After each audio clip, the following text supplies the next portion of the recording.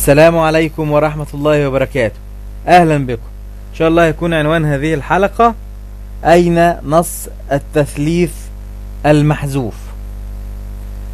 حقيقة النصارى تؤمن بأن الله سبحانه وتعالى عبارة عن 3 أقانيم، آب وابن وروح قدس، وهذه العقيدة الشركية الوثنية مستقاة من نص يعتمد عليه اعتماد كلي وجزئي في الرسالة الأولى ليوحنا رقم 5-7 الإصحاح 5 العدد 7: فإن الذين يشهدون في السماء هم 3، الآب والكلمة والروح القدس، وهؤلاء 3 هم واحد.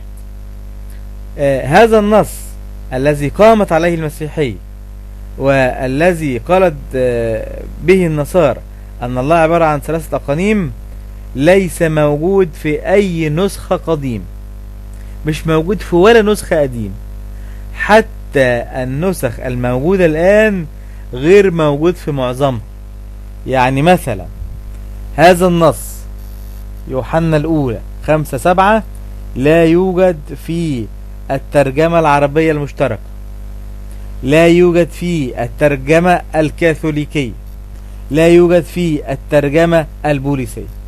فنقول للنصارى: كيف اعتمدتم على هذا النص في إثبات التثليث والثالوث وهو نص دخيل على الكتاب المقدس، وهو نص غير موجود في النسخ القديمة، وهو نص مختلف عليه بين كل التراجم الموجودة حاليا.